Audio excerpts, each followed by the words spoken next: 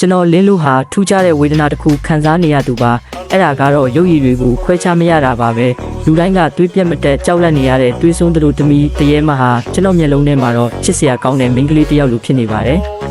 သူမကကျွန်တော်ကိုလက်ထပ်မလာလို့မေးတဲ့အခါကျွန်တော်ကနှစ်ခါမစင်စားပဲသဘောတူတယ်လို့ပြောလိုက်ပါတယ်အဲ့ဒီအချိန်မှာလူတိုင်းကကြောက်လန့်တကြားနဲ့ထောင်းနေမှာပုံနေကြပါတယ်ဘာလို့လဲဆိုတော့ဒီတွေးဆုံးမင်္ဂလာပွဲထဲမှာတရေမနဲ့လက်ထပ်ဖို့သဘောတူတဲ့သူတိုင်းဟာအရှင်လက်လက်ဝါမျိုးခံရမှာမို့လို့ပါဒါပေမဲ့ကျွန်တော်ကတော့မကြောက်တဲ့အပြင်စိတ်တောင်လှုပ်ရှားနေမိပါတယ်ကျွန်တော်ကတရေမကိုနေရမှာကပ်ပြီးစိတ်အေးထားပါ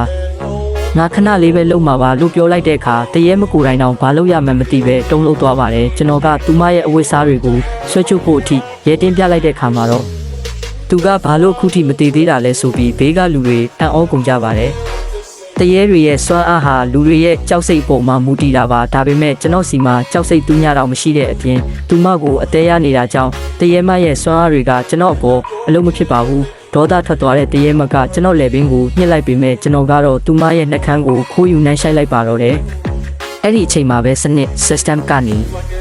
ထူးခြားတဲ့အပြုတ်မှုကြောင့်အမှတ်တသိန်းစုလက်ပေးအပ်သည်ဆိုတဲ့သတင်းစကားရောက်လာပါတယ်နန်းယုံနဲ့ငွေတသိန်းရတာတန်ဖိုးရမလား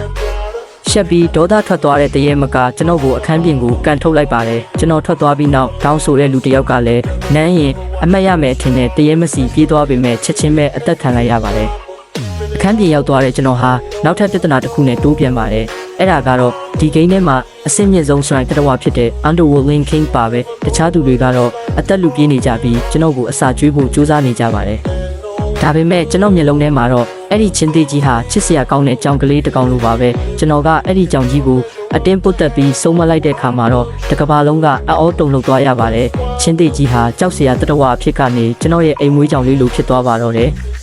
အဲ့ဒီအချိန်မှာပဲစနစ်ကနေနောက်ထပ်သတိပေးချက်တစ်ခုတက်လာပါတယ်ကစားသမား၏ပုံမှန်မဟုတ်သောအပြုအမူကိုရှာဖွေတွေ့ရှိသည်